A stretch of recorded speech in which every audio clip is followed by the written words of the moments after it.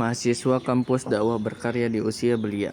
Pada hari Ahad, tanggal 20 bulan Februari 2022, Sekolah Tinggi Ilmu Dakwah STID Muhammad Natsir menyelenggarakan acara peluncuran dua buku mahasiswanya, yaitu Azam Habibullah 20 tahun dan Fatih Madini yaitu berumur 19 tahun. Azam meluncurkan buku kelimanya berjudul Kritik Terhadap Konsep Netralitas Ilmu, dan Fatih Madini meluncurkan buku yang ketiganya berjudul Solusi Kekacauan Ilmu. Berikut ini profil singkat Azam dan Fatih Madini. Azam Habibullah berumur 20 tahun adalah putra pasangan pendidik di Sumatera Utara. Ibunya seorang dosen sebuah kampus di negeri Medan dan konsultan pendidikan. Ayahnya seorang insinyur teknik elektro Universitas Sumatera Utara yang juga aktif dalam dunia pendidikan.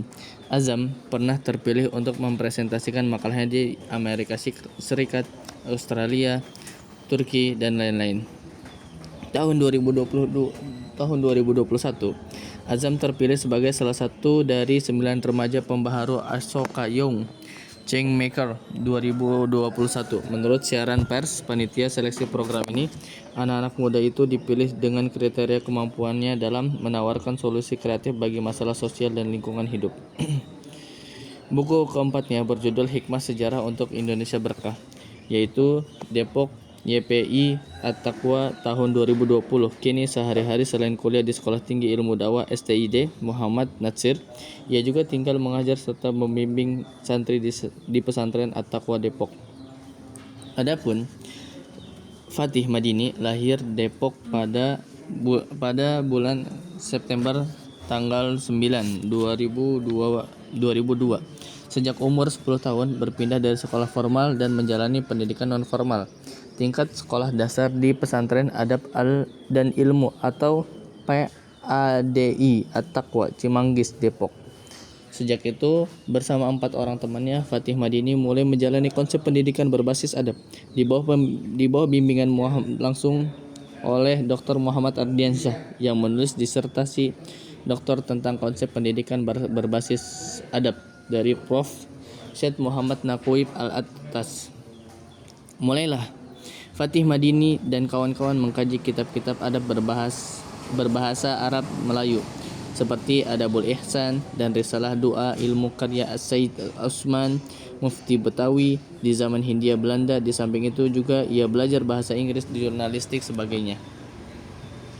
Setelah itu, ia dan teman-temannya menjadi santri angkatan pertama di pesantren Solin Al-Islami At-Taqwa dan dilanjutkan ke Pistaj, yaitu pesantren for the study of Islamic thought and civilization. Di sini, kajian berbagai kitab adab, akidah, ilmu fikih dan sebagainya terus dilanjutkan. Di Pistaj, para santri dididik dengan cukup intensif untuk memahami pemikiran-pemikiran kontemporer, pemikiran ulama Nusantara, dan juga diasah kemampuan komunikasi mereka baik menulis maupun berbicara. Banyak di antara mereka telah menulis makalah-makalah ilmiah yang cukup baik.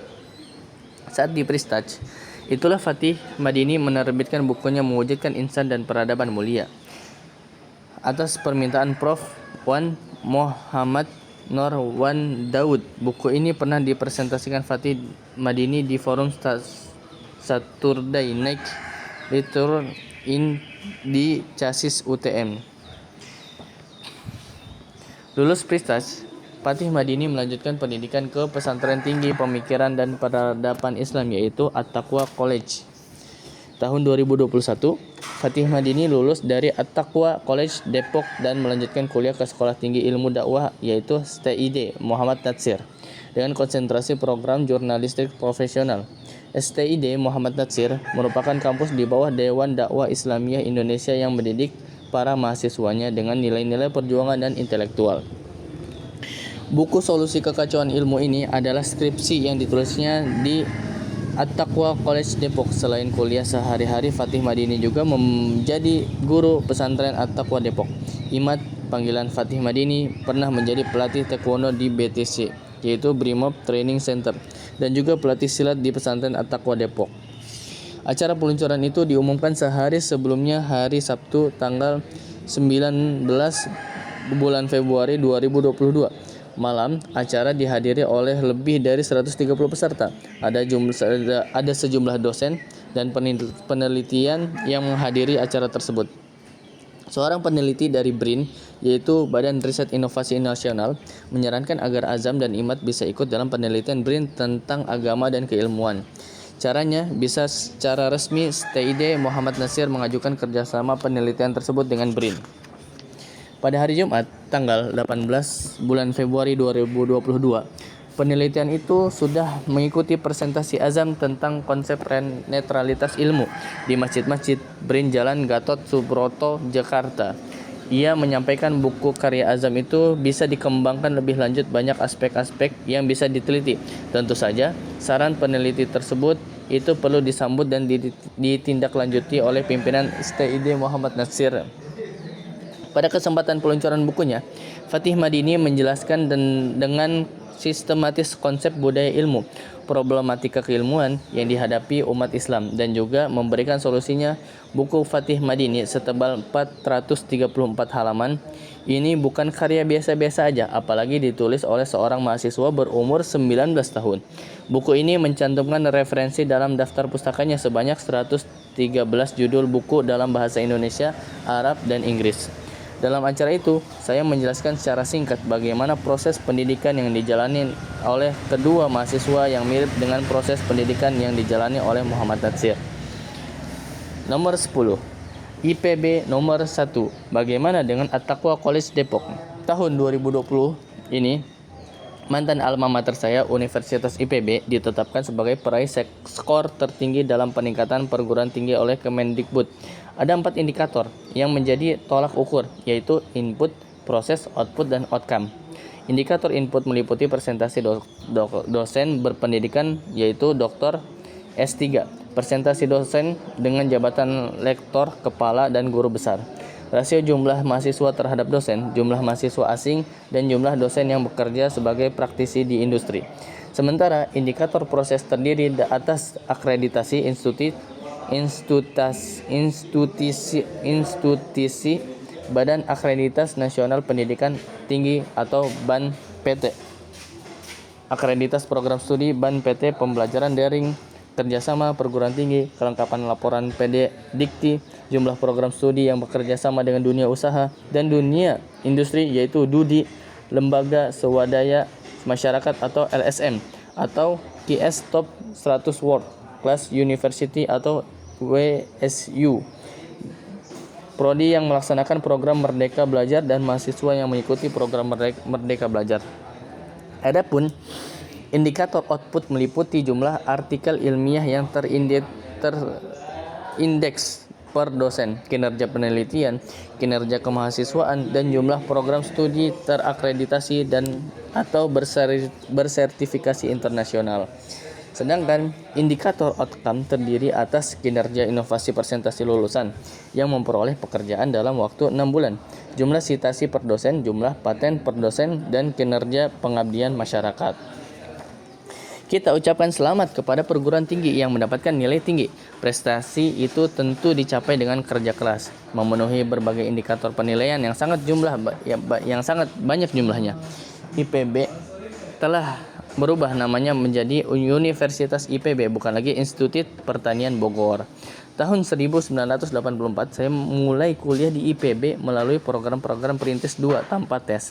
Ketika itu saya diterima juga di jurusan pendidikan fisika di salah satu perguruan tinggi di Jawa Timur.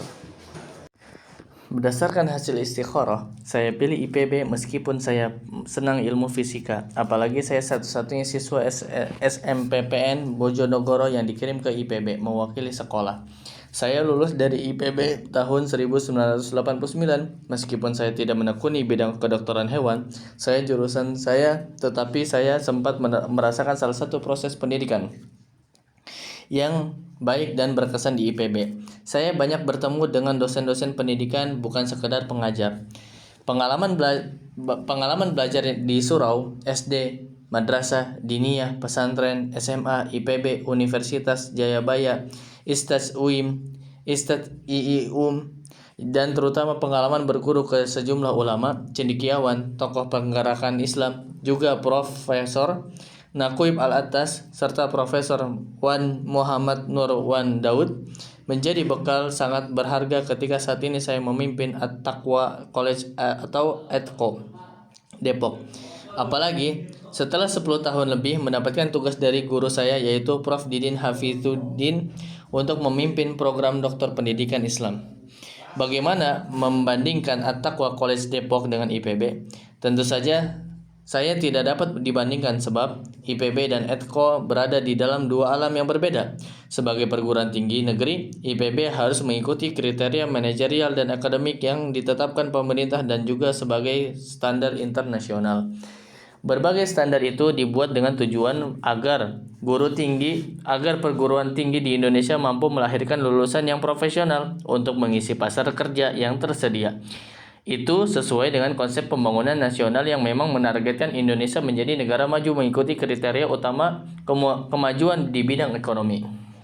Karena itu, bisa dimaklumi tidak ada indikator iman, takwa, akhlak mulia yang dijadikan kriteria penentuan keunggulan suatu program tinggi.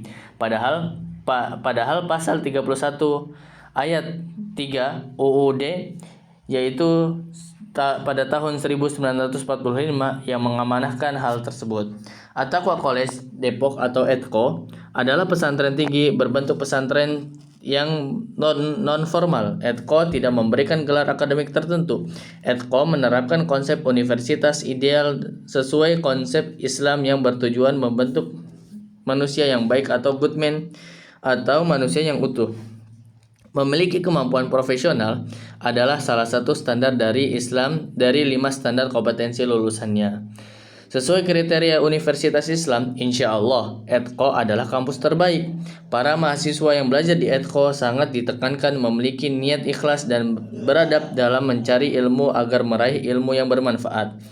Mereka menjalani proses pendidikan sesuai 3 prinsip pendidikan, yaitu yang pertama, tanamkan adab atau akhlak mulia sebelum ilmu. Kedua, utamakan ilmu fardu ain. Dan yang ketiga adalah pilih ilmu-ilmu fardu kifayah yang tepat sesuai potensi dan kebutuhan masyarakat.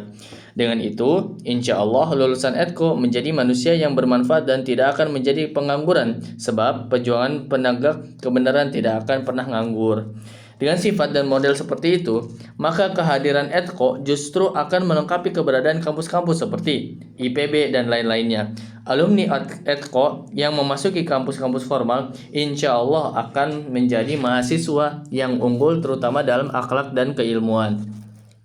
Bahkan, sejalan dengan semakin menjamurnya sistem pembelajaran online atau MOOCS atau Massive Open Online Course, maka keberadaan ETKO dan sejenisnya semakin diperlukan ke depan.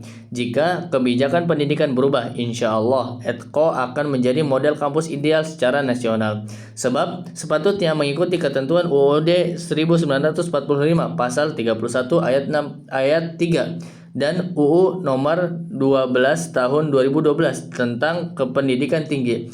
Kriteria iman, takwa, dan akhlak mulia harus dijadikan indikator utama dalam menerima calon mahasiswa yang masuk ke dalam perguruan tinggi di Indonesia. Hal yang sama juga berlaku untuk penentuan kelulusan di perguruan tinggi. Model pesantren pun sangat ideal untuk menanamkan soft skill mahasiswa. Konsep pendidikan berbasis adab ini sangat ideal agar perguruan tinggi tidak melahirkan ilmuwan-ilmuwan yang jahat dan merusak masyarakat. Kita perlu orang-orang pintar, tetapi kita juga lebih perlu orang-orang baik yang bermanfaat pada sesama. Idealnya tentulah lulusan perguruan tinggi itu harus baik dan pintar. Wallahu a'lam bishawab. Bab yang ke-11 yaitu sejarah At-Taqwa College, gedung terbaik untuk kampus terbaik.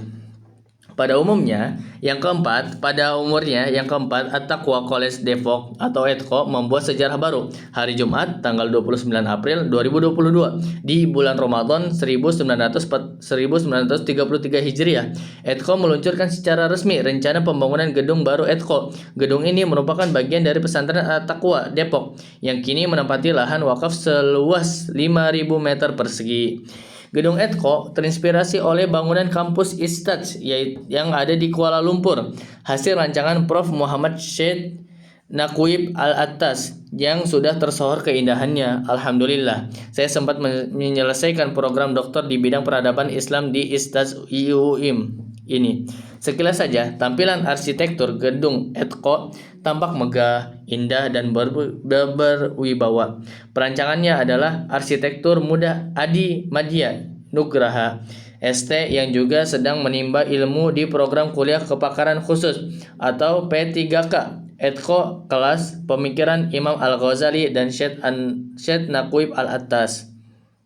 Gambar arsitektur gedung Etko ini dirancang selama berbulan-bulan. Selama itu pula, kami terus berdiskusi di bawah pengarahan pakar dan praktisi perhotelan Haji Indra Supono. Pada tahap akhir, Prof. Wan Muhammad Nur Wan Daud memberikan sejumlah masukan untuk perbaikan. Prof. Wan Muhammad Nur adalah ilmuwan yang pertama pemegang kursi pemikiran Islam Prof. Syed Muhammad Naquib Al-Attas di RZS Chassis University Teknologi Malaysia atau UTM. Tak ingin melewatkan momentum Ramadan yang mulia, maka diluncurkanlah secara resmi rencana pembangunan gedung Etko. Alhamdulillah, dengan senang hati, Prof. Muhammad Nur bersedia memberikan tausiah sebagai pimpinan Etko. Kami berharap jutaan kaum muslimin akan mendukung dan mendoakan kelancaran pembangunan gedung Etko ini. Mulai kuliah perdana pada tahun 17 Agustus 2019, At-Taqwa College atau Etko adalah pendidikan tinggi berbentuk pesantren yang menekankan pencapaian 5 standar kompetensi. Yang pertama, adab atau akhlak mulia. Kedua, pemikiran Islam. Ketiga, bahasa Inggris dan Arab. 4, teknologi dan informasi. Teknologi informasi. Kelima, komunikasi dan tulisan dan lisan. Etko tidak memberikan gelar akademik, yang ditekankan adalah ilmu yang bermanfaat dan adab atau akhlak mulia. Bisa dikatakan pendidikan di Etko berlangsung 24 jam sebab para mahasiswa wajib tinggal di pesantren. Di Etko, aspek adab atau akhlak mulia dan keilmuan Islam dijadikan sebagai kriteria utama standar kelulusan. Karena itulah saya tidak ragu menyatakan bahwa Etko adalah salah satu kampus yang terbaik. Di pesantren At-Taqwa Depok atau Etko merupakan jenjang pendidikan ketiga setelah Prestige, yaitu tingkat SMA, dan pesantren Saulin Al-Islam tingkat SMP. Pesantren At-Taqwa Depok berdiri pada tahun 2015. Kini dikenal sebagai pesantren pemikiran Islam yang menanamkan budaya literasi yang tinggi kepada para santrinya. Itu bisa dilihat dari kurikulum dan produk-produk karya ilmiah. Pada tahun 2022, 2 orang alumni Etko menerbitkan 2 buku penting dalam dunia keilmuan Islam, yaitu Azam Habibullah, umur 20 tahun, menerbitkan buku keilmuan berjudul Kritik Terhadap Konsep Netralitas Ilmu, dan Fatih, yaitu umur 19 tahun, menerbitkan buku ketiganya yaitu berjudul Solusi Kekacauan Ilmu. Mulai tahun 2021, Etko membuka program kuliah kepakaran khusus, yaitu P3K. Ada 2 kelas dibuka. Yang pertama, kelas pemikiran Imam Al-Ghazali dan Syed Naquib Al-Attas. Yang kedua, kelas pendidikan guru keluarga. 2 kelas ini sifatnya full online tanpa meninggalkan konsep adab dan dalam pembelajaran.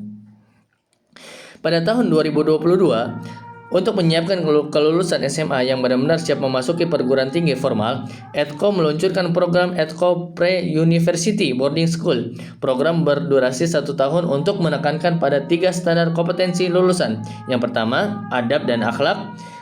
Kedua, pemikiran dan peradaban Islam. Yang ketiga adalah serta writing skill. At-Taqwa College Depok adalah kampus yang dirancang berdasarkan konsep universitas dalam Islam. Konsep ini sudah disampaikan oleh Prof. Syed Naquib Al-Attas dalam konferensinya Pendidikan Islam di Kota Mekah pada tahun 1977. Juga konsep ini telah dibuktikan penerapannya oleh Prof. Naquib Al-Attas dengan mendirikan kampus Istaj di Kuala Lumpur.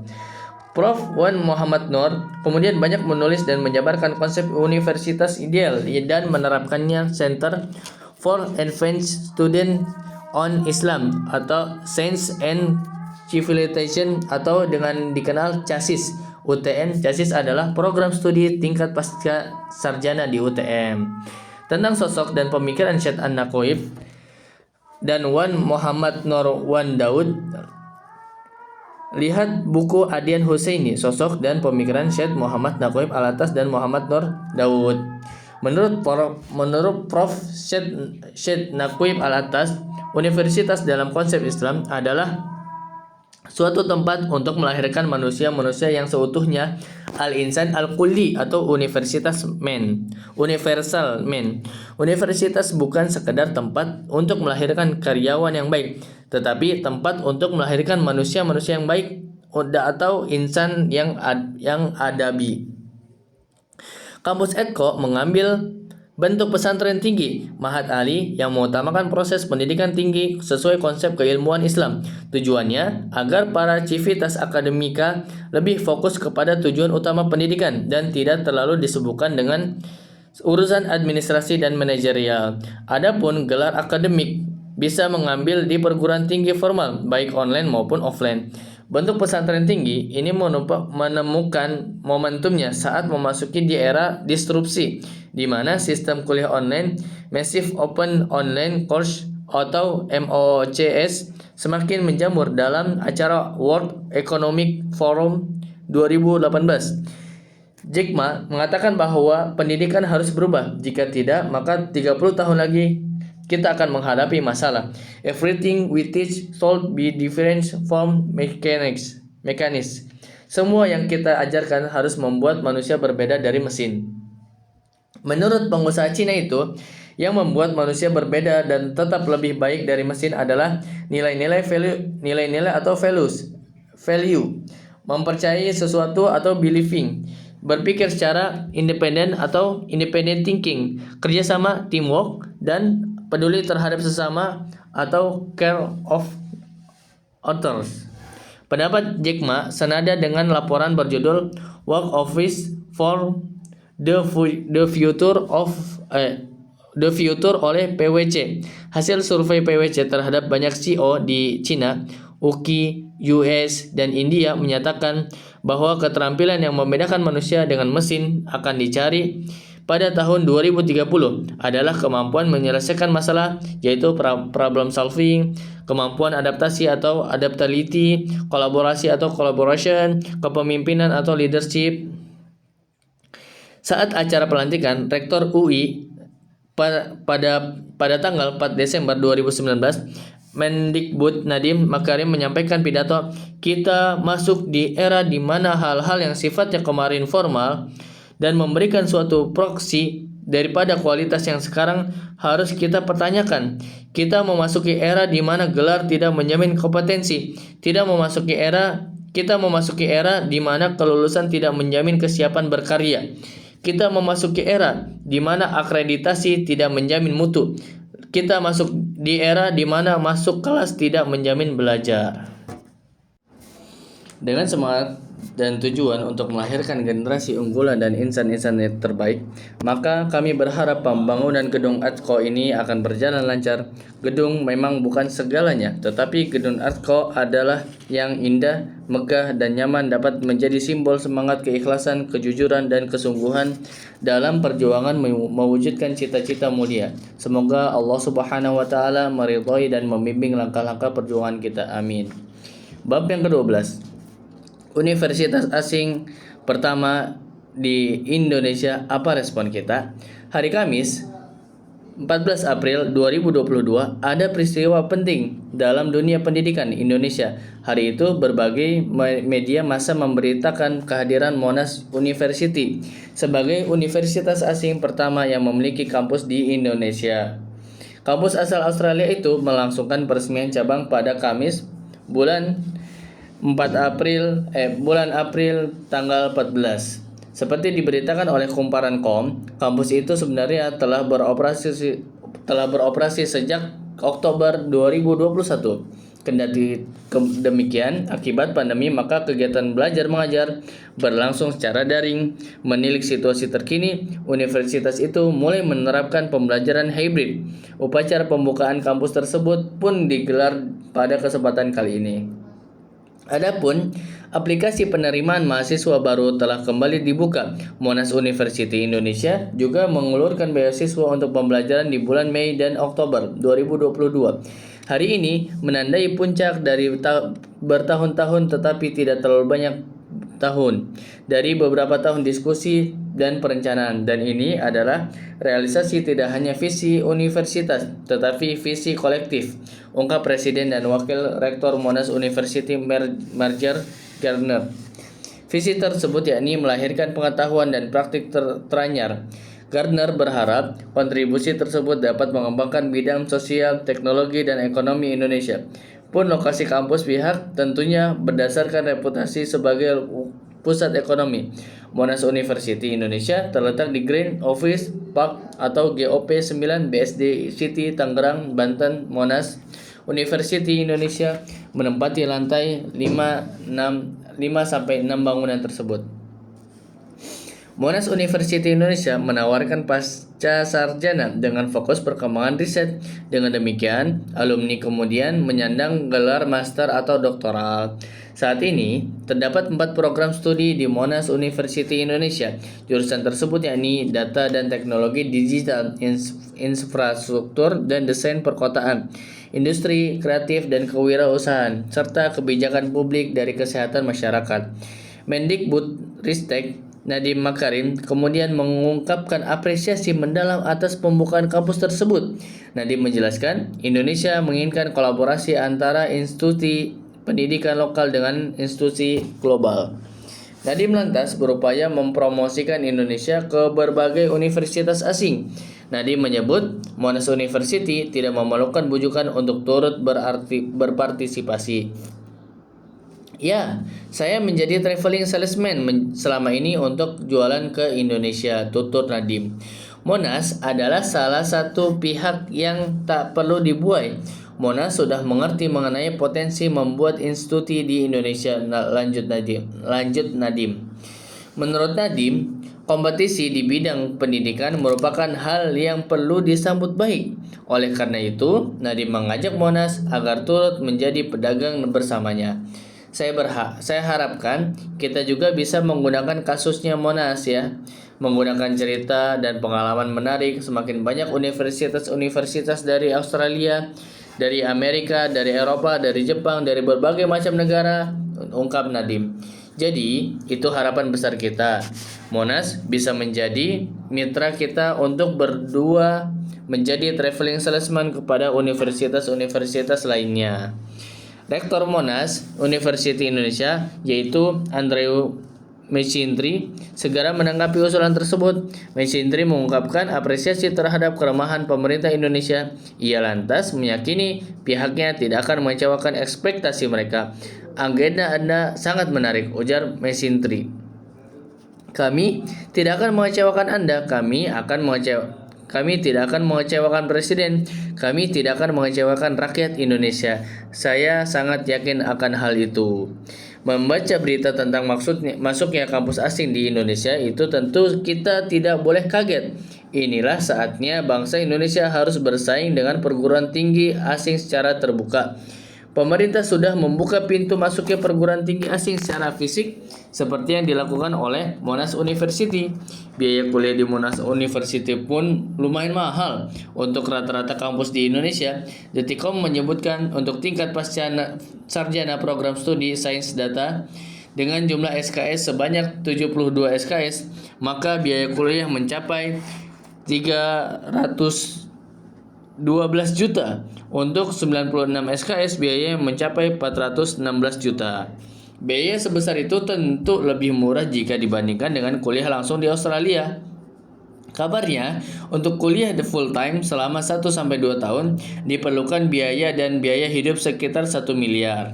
Bagi umat Islam, kehadiran kampus asing di Indonesia sebenarnya bukan hal aneh, sebab sejak era penjajahan Belanda sudah menghadirkan 3 kampus asing, yaitu Sekolah Tinggi Hukum di Jakarta, Sekolah Tinggi Teknik di Bandung, dan Sekolah Tinggi Kedokteran yang berdiri pada tanggal 9 Agustus 1927. Dalam menghadapi dominasi kampus Belanda, para tokoh bangsa ketika itu memberikan respon secara keilmuan dengan mendirikan kampus Islam. Kongres Umat Islam di Yogyakarta mengamanahkan untuk membentuk satu panitia yang diketuai oleh Muhammad Hatta, yaitu Bung Hatta, dan sekretaris Muhammad Natsir. Kampus Islam yang diberi nama Sekolah Tinggi Islam atau STI itu berdiri pada 8 Juli 1945. Inilah contoh respon positif yang dicontohkan para tokoh bangsa ketika itu. Perjuangan para tokoh itu tentu saja masih perlu kita lanjutkan. Keyakinan dan rasa percaya diri menjadi modal utama dalam mendirikan perguruan tinggi Islam sebagai respon terhadap model pendidikan sekuler yang dihadirkan oleh penjajahan ketika itu. Umat Islam tidak bisa menolak secara a priori terhadap apa saja yang datang dari luar. Umat Islam dididik untuk bersikap terbuka dan kritis. Bahkan para tokoh kita yakin Islam memiliki konsep pendidikan yang lebih komprehensif dibandingkan konsep pendidikan sekuler. Pendidikan tinggi Islam bertujuan melahirkan manusia seutuhnya, bukan sekedar melahirkan pekerja profesional. Tetapi semua itu perlu bukti. Saatnya umat Islam Indonesia menghimpun segenap kekuatan untuk menghadirkan metode pendidikan tinggi ideal. Inilah salah satunya prioritas program perjuangan umat Islam Indonesia saat ini. Allah Ta'ala alam. Bab yang ke-13. Inilah keunikan dan keunggulan program Edco Pre University. Pada hari Jumat 15 Sya'ban 1443 atau bertepatan dengan 18 Maret 2022, At-Taqwa College Depok meluncurkan program Pre-University Boarding School. Program ini menekankan pada penguasaan 3 kompetensi unggulan, yaitu yang pertama adab, terus yang kedua keterampilan, dan yang ketiga adalah Islamic Thought and Civilization. Sejumlah dosen yang dijadwalkan akan mengajar adalah ada Dr. Ardian Husaini, ada Dr. Syamsuddin Arif, ada Dr. Nirwan Jafri, ada Dr. Budi Hadrianto, ada Dr. Muhammad Ardiansyah, ada Dr. Alwi Alatas, ada Dr. Tiar Abah Tiar, ada Dr. Suidat, Dr. Imam Zamrozi, Dr. Rahmatul Husni, Dr. Susianto, Dr. Ustadz Haris Susmana, dan beberapa lainnya. Adapun mata kuliah yang disiapkan adalah yang pertama tahsin dan tahfidz Al-Quran, ibadah, adab harian, Islamic worldview, Islamik dan Pancasila, orientalisme, konsep dalam Islam, sejarah dan filosofi dan filsafat Islam, sejarah dan filsafat sains, reading text, Islam and secularism, sejarah peradaban Islam, sejarah Islam di Indonesia, comparative religion, fiqh dakwah, pemikiran ulama Nusantara, ulumuddin, filsafat dan peradaban Barat, pendidikan Islam, pemikiran kontemporer, dan writing skill dan public speaking. Program Edco Pre-Universities ini dirancang untuk studi selama setahun. Mahasiswanya harus tinggal di pesantren sebab yang paling diutamakan adalah proses penanaman adab melalui keteladanan, pembiasaan, dan pendisiplinan. Ibadah dan akhlak sehari-hari, begitu juga proses pelatihan keterampilan menulis akan lebih mudah dan efektif jika dilakukan dengan proses bimbingan dengan para dosen. Program Edco Pre-University memiliki keunikan dan keunggulan sebab program ini dirumuskan berdasarkan konsep keilmuan dan pendidikan Islam yang ideal dan didukung oleh para dosen yang berkualitas dan mata kuliah yang sangat diperlukan untuk kesuksesan belajar di perguruan tinggi. Program Edco Pre-University diselenggarakan untuk melengkapi proses pendidikan tingkat SMA yang ada kalanya belum berhasil menghasilkan lulusan yang siap memasuki jenjang perguruan tinggi, khususnya dalam persoalan adab dan penguasaan ilmu-ilmu fardu ain. Padahal pada jenjang pendidikan tinggi biasanya yang ditekankan adalah penguasaan ilmu-ilmu fardu kifayah atau ilmu-ilmu dan keterampilan lainnya. Bahkan tak jarang Dengan bahkan tak jarang mahasiswa harus menerima ilmu-ilmu yang bertentangan dengan ajaran Islam, apalagi jika dosen-dosennya mendorong mahasiswa untuk semakin jauh dari keimanan dan ketakwaan kepada Allah Subhanahu wa taala. Tujuan utama pendidikan dalam Islam adalah untuk membentuk insan adabi, yaitu manusia yang beradab. Rasulullah Shallallahu Alaihi Wasallam mengingatkan bahwa orang mukmin yang paling sempurna imannya adalah yang paling baik akhlaknya. Prof. Syed An-Nakuib Al-Attas merumuskan bahwa hakikat pendidikan adalah penanaman nilai keadilan dalam diri manusia sebagai manusia secara berangsur-angsur secara tepat. Pro Nakuib Al-Attas juga merumuskan tujuan pendidikan tinggi dalam Islam, yaitu untuk membentuk manusia-manusia sempurna dan manusia universal. Seorang ulama muslim bukanlah seorang spesialis dalam satu bidang keilmuan, melainkan seorang yang universal dalam cara pandangnya yang memiliki otoritas dalam beberapa bidang keilmuan yang saling berkaitan. Menurut Prof. Muhammad Nur Wan Daud, sebuah universitas seharusnya merupakan gambaran dari manusia universal untuk insan kamil. Secara sederhana, insan kamil adalah seorang yang sanggup menampakkan sifat-sifat keutuhan dalam perilakunya dan betul-betul menghayati kesatuan esensialnya dengan wujud ilahiyah tanpa harus kehilangan identitasnya sebagai seorang hamba dan makhluknya. Golongan insan kamil ini dipimpin oleh Nabi Muhammad SAW, diikuti semua nabi dan para hamba pilihannya, yaitu para aulia dan ulama yang ilmu dan pemahaman spiritual sangat mendalam, kata Prof. Muhammad Nur Wan Daud. Untuk mencapai tujuan pendidikan tinggi universitas yang ideal itulah maka kami para calon mahasiswa harus dibekali dengan adab, keilmuan dan keterampilan yang memadai. Para calon mahasiswa bukan hanya dibekali dengan keterampilan menjawab soal-soal ujian, sebab hakikat kesuksesan tinggi bukan hanya mampu melahirkan manusia-manusia yang siap bekerja, tetapi juga membentuk manusia-manusia yang baik. Sebenarnya, program EDCO Pre-University ini tidak diperlukan jika para siswa lulusan sudah kuat imannya, Islamnya, dan terampil dalam komunikasinya. Sayangnya tidak sedikit yang lulusan SMA masih belum baik sholat dan mengajinya. Bahkan ilmu-ilmu Islam yang mendasar fardu ain belum dikuasainya, apalagi penguasaan Islamic worldview yang masih sangat minim. Jika para lulusan SMA belum benar-benar siap secara adab, ibadah, dan ilmu-ilmu fardu ain, maka lebih baik ia menunda kuliah setahun dan memasuki progres pendidikan seperti EDCO Pre-University. Tentu ada lembaga-lembaga yang lain juga berperan seperti program EDCO Pre-University.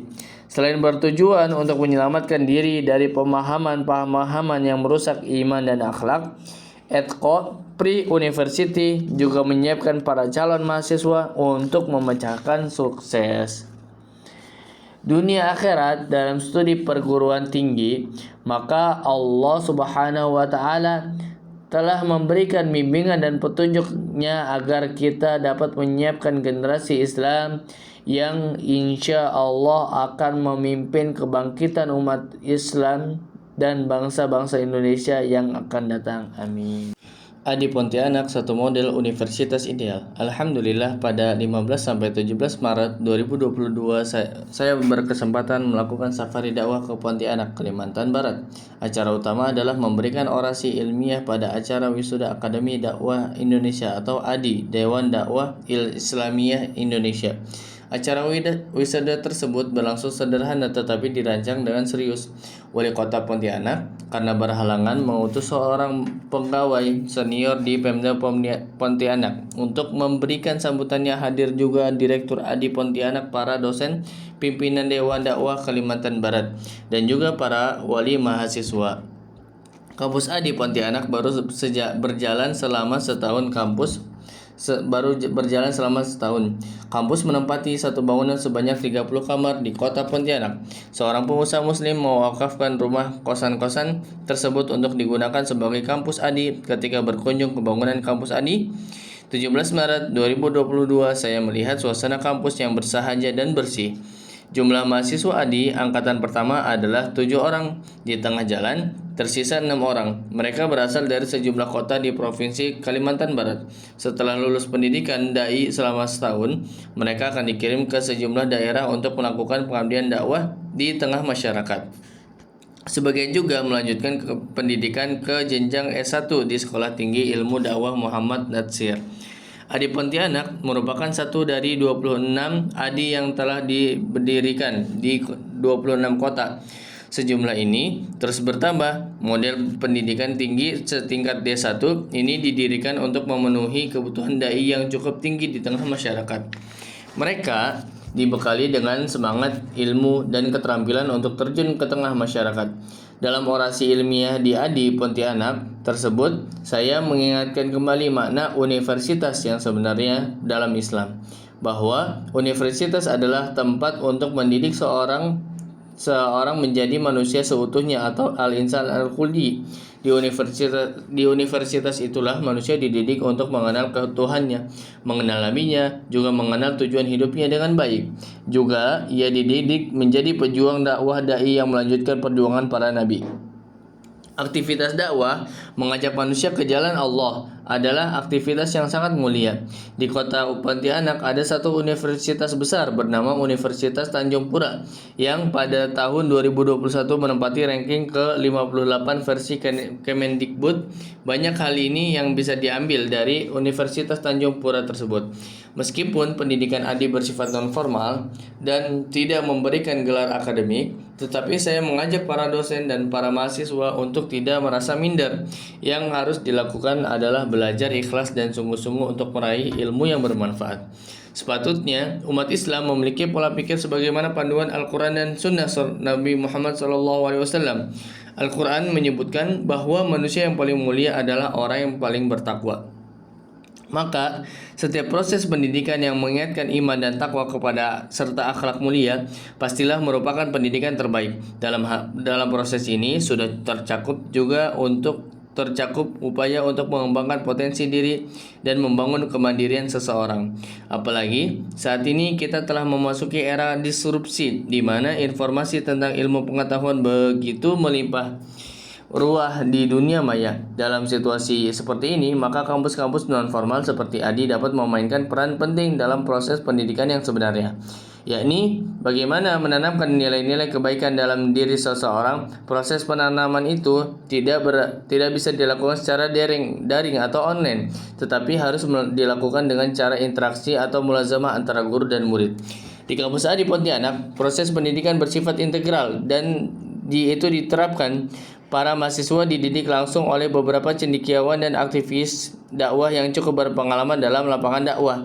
Kepada para mahasiswa itu pun saya sampaikan agar jangan risau dengan masa depan, khususnya terkait dengan masalah pekerjaan dan pendapatan.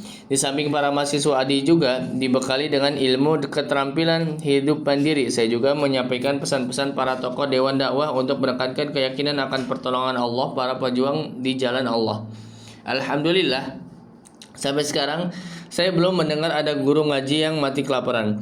Kepada para mahasiswa angkatan pertama ADI Pontianak itu, saya juga mengajak agar mereka bersyukur karena mereka telah berhasil menjadi pelopor dalam pendirian satu lembaga pendidikan dakwah. Tidak mudah untuk menjadi pionir.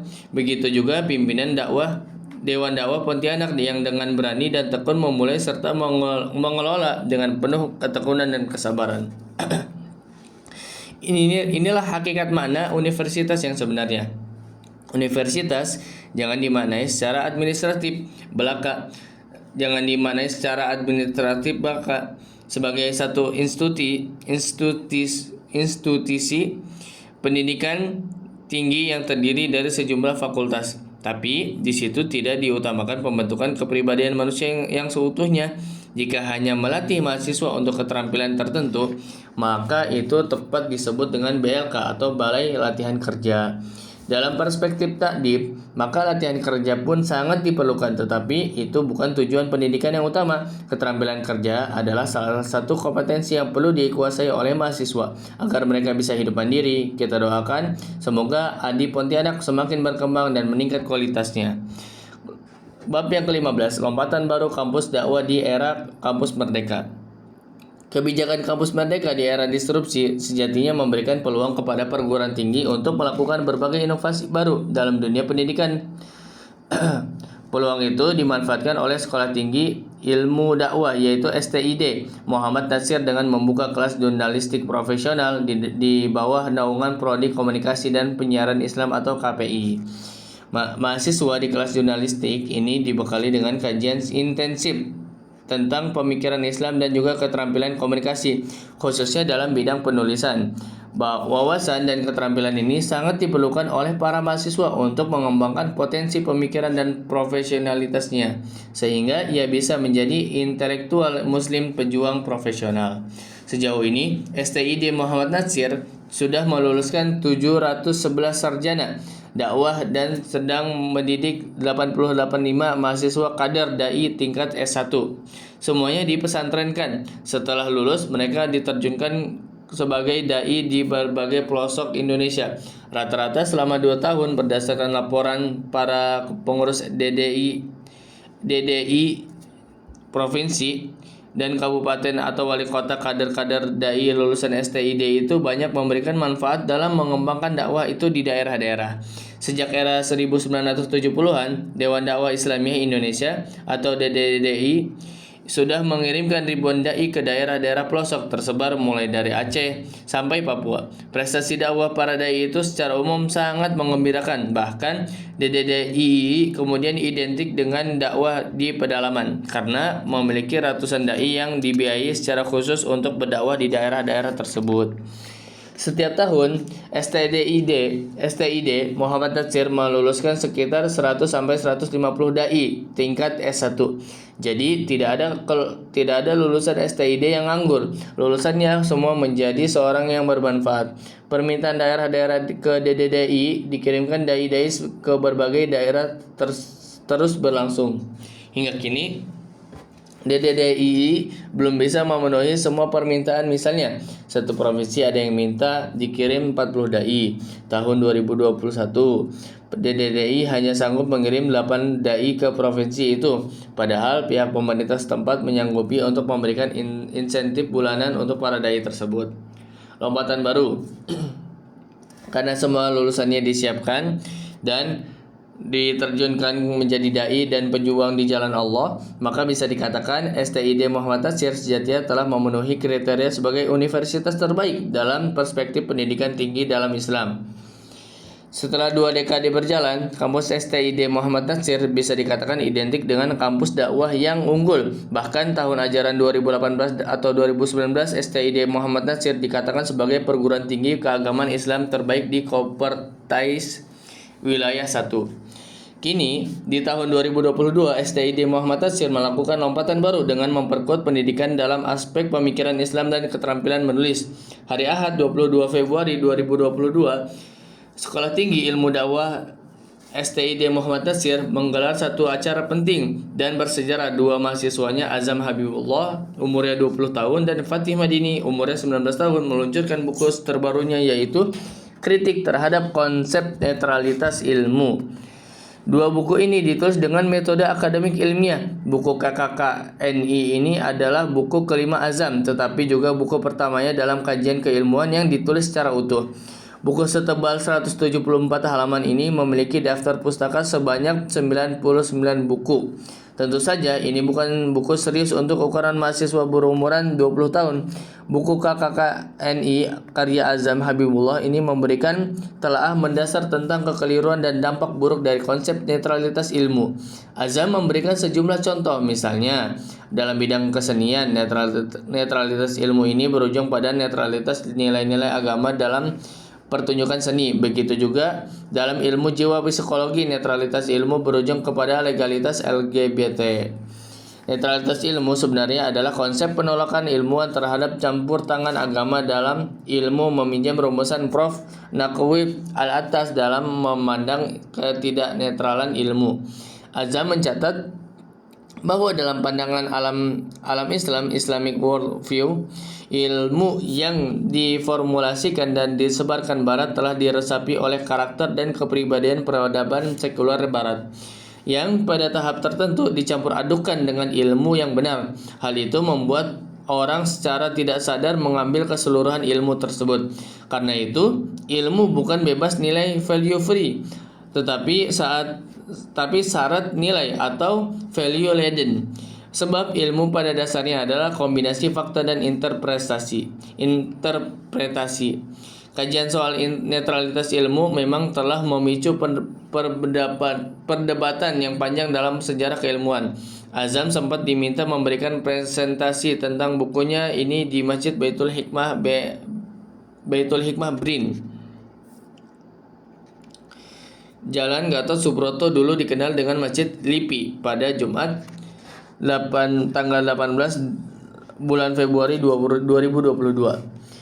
Bertindak sebagai pembahas adalah Budi Hidayat, PhD, Direktur Perumusan Kebijakan Ristek dan Inovasi BRIN. Dalam pembahasannya, Budi Hidayat menyarankan agar Azam terus melakukan penelitian dan penulisan tentang masalah tersebut.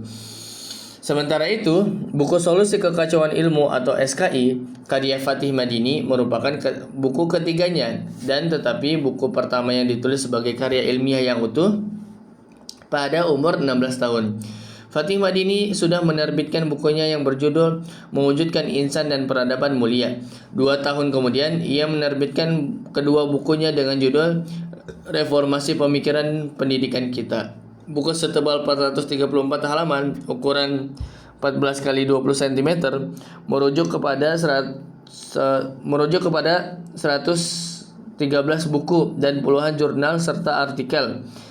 Secara umum, Fatih Madini menguraikan akar krisis yang menimpa umat Islam sebagaimana disampaikan Prof. Naqwi al-Atas, yaitu loss of adab, yang merupakan dampak terjadinya kekacauan ilmu. Untuk mengatasi kekacauan ilmu, Fatih Madini menyampaikan perlunya dilakukan 4 hal. Yang pertama, penanaman adab sebelum mengajarkan ilmu.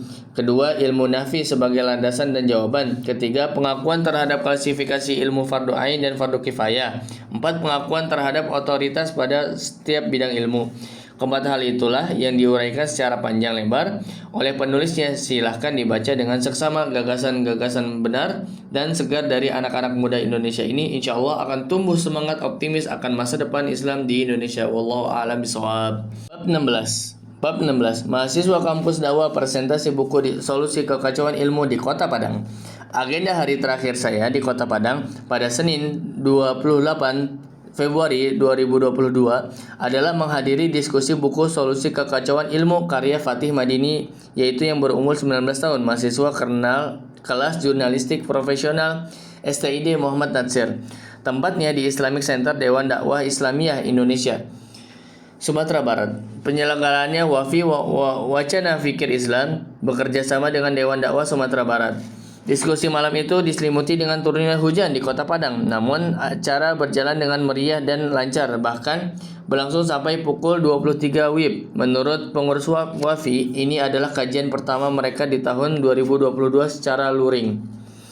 Saya hadir untuk mengantarkan diskusi. Juga turut hadir Mestra Wirman, yaitu founder Wafi Padang yang juga dosen Universitas Muhammadiyah Sumatera Barat. Dr. Haji Ahmad An-Nuri, Ketua Bidang Studi Al-Quran Dewan Dakwah. Bapak Haji Anisral, yaitu Wakil Ketua Dewan Dakwah Sumbar. Dr. Alisi Haryandi, Dr. Dosen Fakultas Teknik Universitas Andalas. Megawati MPD, Ketua YPI At-Taqwa Depok. Setiawan Nanda, Moderator atau Wafi. Aktivis Wafi Padang juga para mahasiswa beberapa kampus di Kota Padang, santri-santri Dewan Dakwah Sumbar, serta masyarakat umum lainnya. Alhamdulillah, ruang diskusi yang disiapkan masih menampung. Dalam akun FB-nya, Wafi menulis bahwa buku ketiga Fatih Madini membahas tema yang cukup berat. Boleh dibilang ini makanan mahasiswa S3. Namun Fatih Madini mampu mengetengahkan dengan baik dengan ukuran umurnya yang sangat belia. Buku ini sangat relevan buat mahasiswa yang haus ilmu di Kota Padang khususnya dan Indonesia umumnya. Karena memang Fatih Madini mencermati persoalan-persoalan penting keilmuan yang senantiasa dihadapi oleh mahasiswa saat ini. Dalam paparannya, Mesra Wirman menjelaskan bahwa buku yang ditulis oleh Fatih Madini ini itu diharapkan dapat memudahkan generasi muda memahami masalah keilmuan dalam Islam. Juga diskusi malam itu diharapkan menjadi pemicu untuk para dosen dan para mahasiswa lebih giat meneliti dan menulis, dan yang terpenting mendorong tumbuhnya budaya ilmu di dunia kampus atau masyarakat. Memang dalam memulai presentasinya, Fatih Madini menjelaskan makna budaya ilmu sebagaimana dirumuskan oleh Prof. Muhammad Nurwan Daud. Berdasarkan penelitiannya, ia kemudian merumuskan 4 hal yang dapat mendorong tumbuhnya tradisi ilmu atau budaya ilmu di tengah umat Islam. Yang pertama, memahami kemuliaan urgensi ilmu beserta tradisi ilmu dalam Islam. Kedua, memahami sejarah kegemilangan ilmu pengetahuan dalam peradaban Islam. Ketiga, mengikis penyakit sekularisme dan linearisme. 4. Menundukkan aktivisme dan intelektualisme secara adil. Namun, untuk mewujudkan kebangkitan peradaban Islam, Fatih Madini menekankan bahwa budaya ilmu yang harus ditumbuhkan adalah budaya ilmu yang benar. Dalam paparannya yang berlangsung sekitar 1 jam, ia menjelaskan sebab terjadinya kekacauan ilmu dan juga 4 langkahnya solusinya, yaitu 1. Penanaman adab sebelum pengajaran ilmu. Kedua, ilmu nafis sebagai landasan dan jawaban. Ketiga, pengakuan klasifikasi ilmu berupa fardu ain dan fardu kifayah. 4. Pengakuan terhadap adanya otoritas dalam setiap bidang ilmu. Rincian-rincian poin-poin tersebut dapat dibaca dalam buku setebal 434 halaman ini. Dalam pembahasannya, Mesra Wirman menilai apa yang ditulis oleh Fatih Madini merupakan syarah tentang ide besar Prof. Muhammad Syekh Muhammad Naqib Al-Atas tentang kekacauan ilmu. Dan solusinya, ide besar itu telah disyarah oleh Prof. Muhammad Nurwan Daud, lalu disyarah lagi oleh para ilmuwan lulusan Istaj. Ia menilai buku Fatih Madini itu memudahkan generasi muda untuk memahami masalah berat tersebut. Ia pun berharap diskusi buku malam itu dapat menggugah para mahasiswa untuk mencintai ilmu dan tumbuh semangat berkaryanya. Sebab selama ini ia pun baru menerbitkan 1 bukunya tentang yang berjudul Pemikiran Tasawuf Sunan Bonang yang diterbitkan 1 penerbit di Malaysia. Saya pun berharap diskusi buku malam itu sedikit banyak memberikan dorongan anak-anak muda di Sumatera Barat untuk menelaah pemikiran para ulama dan tokoh-tokoh Sumatera Barat. Sebab dari tanah Minang telah lahir begitu banyak ulama, cendekiawan, dan pemimpin bangsa. Sebutlah 2 tokoh Minang yang perannya diakui secara internasional, yaitu Muhammad Nasir dan Buya Hamka. Keduanya dianugerahi gelar pahlawan nasional. Jika ditelaah perjalanan pendidikan kedua tokoh tersebut, tampak bahwa mereka telah memiliki tradisi ilmu yang tinggi sejak usia belia. Karena itu, sejak usia belasan tahun, Muhammad Nasir dan Buya Hamka telah melahirkan karya tulisnya. Tradisi membaca dan menulis telah melekat dalam diri kedua tokoh tersebut sejak usia belia. Tradisi baca tulis itu yang ditumbuhkan oleh Al-Quran sejak pertama kali Al-Quran turun. Muslim yang tinggal di Arab Saudi lebih mudah mendapatkan pendidikan Islam dan berbagai ilmu kehidupan yang Islami. Itu berbeda dengan Muslim yang tinggal di negara-negara sekuler mayoritas non-Muslim. Tantangan menjaga iman menjadi lebih berat, tetapi hal itu tidak menjadi alasan untuk bolehnya meninggalkan ajaran Islam. Jika kondisi dan situasi di negara itu tidak memungkinkan lagi untuk mempertahankan akidah dan menjalankan kewajibannya sebagai Muslim, maka ia berkewajiban hijrah. Kepada para santri, saya tekankan pentingnya memahami worldview Islam, bahwa kita lahir di Indonesia ini adalah takdir dan kehendak Allah Subhanahu wa taala. Para ulama Islam dulu banyak yang meninggalkan negerinya di kawasan Timur Tengah dan memilih untuk menetap di berbagai pelosok-pelosok Nusantara. Padahal ketika itu tantangan dakwah sangatlah berat. Paham-paham animisme dan praktik kanibalisme pernah hidup di bumi Nusantara ini. Kerajaan Hindu dan Buddha itu ketika itu masih berkuasa. Masyarakat ketika itu ada yang menjalankan ritual seks bebas dan mempersembahkan korban dengan cara menyembelih wanita. Para dai yang datang di Nusantara berdakwah dengan cerdas, bijak dan sabar. Dengan dakwah seperti itulah, maka negeri yang 100% penduduknya bukan muslim kemudian menjadi negeri yang hampir 100% penduduknya muslim. Jadi, Indonesia ini adalah amanah para ulama. Nasionalisme di Indonesia tumbuh bersama semangat perlawanan terhadap penjajahan dan mewujudkan kemerdekaan. Karena itu, para santri saya ajak untuk memahami bahwa mereka harus menjadi khaira ummah agar bisa melanjutkan perjuangan para ulama terdahulu. Mereka harus mampu menjadi pemimpin di berbagai bidang kehidupan. Jadi, untuk menjadi muslim yang terbaik, tetap bisa tinggal di Indonesia. Saya sampaikan sejumlah contoh perjuangan para pendahulu kita adalah dalam mewujudkan kemerdekaan Republik Indonesia dan mempertahankannya. Kepada para santri juga dibagikan buku yang baru saya luncurkan berdialog, yaitu berdialog berjuang bersama. Jadi para tokoh Islam seperti Muhammad Natsir, Buya Hamka, Syafruddin, Prawinagara dan sebagainya tidak mengalami problem ketika menerapkan ajaran-ajaran Islam dalam konteks keindonesiaan. Kiai Haji Hasyim Asy'ari kita kenal dengan fatwa jihadnya yang berisi ajakan untuk mempertahankan kemerdekaan Republik Indonesia dan kewajiban berjihad melawan penjajahan Belanda dan sekutu-sekutunya. Muhammad Natsir juga dikenal dengan mosi integral. Melalui mosi itu, Muhammad Natsir berhasil menyatukan seluruh fraksi di DPR untuk bersepakat kembali kepada bentuk negara kesatuan. Setelah mosi integral sukses, maka Muhammad Natsir diangkat oleh Presiden Soekarno sebagai Perdana Menteri NKRI. Ketika itu, Muhammad Natsir dan banyak ulama tidak mempertentangkan antara Islam dan Indonesia. Mereka tentu sangat paham bahwa Indonesia saat itu bukanlah negara yang menerapkan akidah dan syariat Islam secara keseluruhan. Bahkan Indonesia sempat direkayasa agar menjadi negara sekuler yang ekstrim sampai melarang muslimah berjilbab di sekolah negeri. Dengan dakwah yang berlangsung terus menerus, akhirnya jilbab pun diizinkan di sekolah negeri atau di berbagai instansi pemerintah termasuk TNI dan Polri. Itulah sekilas contoh pentingnya para santri memiliki wawasan kebangsaan yang adil. Jangan sampai para santri menjadi ekstrim dengan terlalu berlebih-lebihan dengan menjalankan syariat Islam sehingga sampai mengkafirkan sesama muslim. Pada kutub lainnya, masih banyak yang berpendapat bahwa syariat Islam tidak membolehkan diterapkan dalam konteks kenegaraan. Padahal saat ini syariat Islam itu telah berlaku di Indonesia dalam sejumlah aspek kehidupan. Mudah-mudahan dengan kuliah Islam dan keindonesiaan ini yang serius, santai, dan komprehensif, maka para santri dapat memproyeksikan masa depannya lebih baik dalam menjalani kehidupan di bumi Indonesia.